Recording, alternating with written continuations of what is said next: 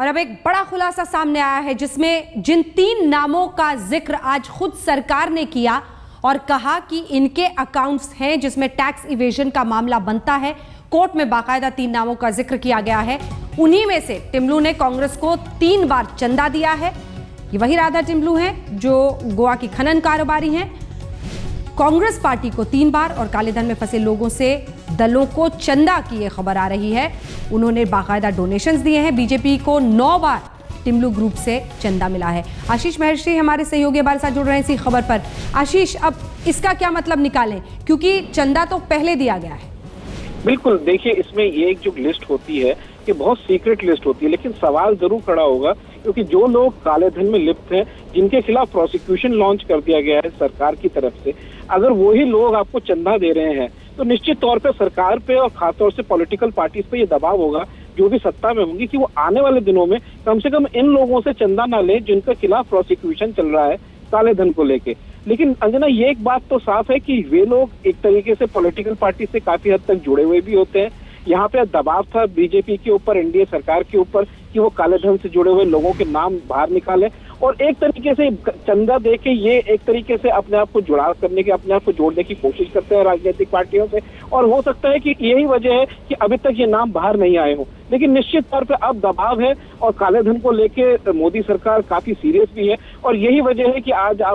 3 नाम जो है उनके खिलाफ प्रोसिक्यूशन लॉन्च कर दिया गया है। सुप्रीम कोर्ट में इसका खुलासा हो चुका है और निश्चित तौर पे अब आने वाले दिनों में पॉलिटिकल पार्टीज पे दबाव रहेगा कि कम से कम जिन लोगों के खिलाफ प्रोसिक्यूशन लॉन्च हो गया है उनसे वो पैसे ना ले। बिल्कुल, बड़ी जानकारी आप देख रहे हैं इस वक्त आज तक पर। आने वाले वक्त के लिए ये दबाव जरूर, लेकिन ये सवाल जरूर पूछा जाएगा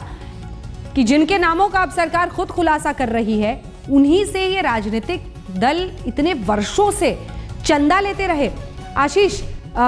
एक आम आदमी के नजरिए से देखें तो वो यही सवाल पूछेगा कि यानी कोई भी आपको चंदा देता है, आप चंदा लेते हैं, जानकारी कुछ इस तरह की कि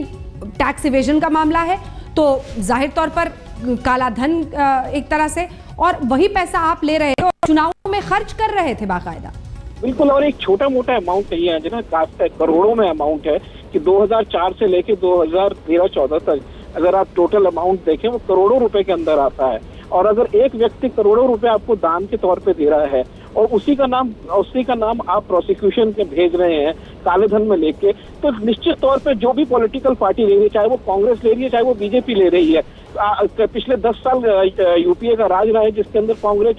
प्राइमरी पार्टी थी और आज बीजेपी के हाथ में पूरी तरीके से सत्ता है, तो निश्चित तौर पे सवाल खड़े होते हैं कि 3 बार एक पार्टी चंदा ले रही है और 9 बार दूसरी पार्टी चंदा ले रही है। तो सवाल जरूर खड़े होते हैं, लेकिन हाँ, ये एक सच्चाई भी है कि पॉलिटिकल पार्टीज को जब तक सत्ता में ना आए हो उनको इस लिस्ट के बारे में जानकारी होना जायज है कि उनको इसकी जो है जानकारी नहीं होगी। और यही वजह है अंजना कि अगर आज आप देखें ये बीजेपी और कांग्रेस ये कह सकते हैं कि भाई हमें इनके बारे में जानकारी नहीं थी, बीजेपी तो निश्चित तौर पे कह सकती है, लेकिन कांग्रेस को कम से कम इस बारे में जानकारी थी क्योंकि ये लिस्ट काफी पुरानी है। आपको याद होगा कि एचएसबीसी वाली जो लिस्ट है ये 2011-12 के अंदर हिंदुस्तान में आ चुकी थी। बेशक ये एक स्टोलन लिस्ट थी, चोरी करी हुई लिस्ट थी, लेकिन निश्चित तौर पे इसके बारे में जानकारी थी और लेकिन उसके बावजूद कांग्रेस इनसे चंदा लेती रही। तो निश्चित तौर से आज अभी तो क्योंकि प्रोसिक्यूशन का मामला चला गया है तो कांग्रेस पे सवाल जरूर खड़े होते हैं और निश्चित तौर पे बीजेपी पे आने वाले दिनों में दबाव रहेगा कि कम से कम इस चीज की कम से कम देखें कि जो लोग जिनके नाम काले धन में लिप्त हैं उनसे कम से कम डोनेशन ना ली जाए। बहुत बहुत शुक्रिया आपका आशीष महर्षि, हमारे सहयोगी दे रहे थे जानकारी।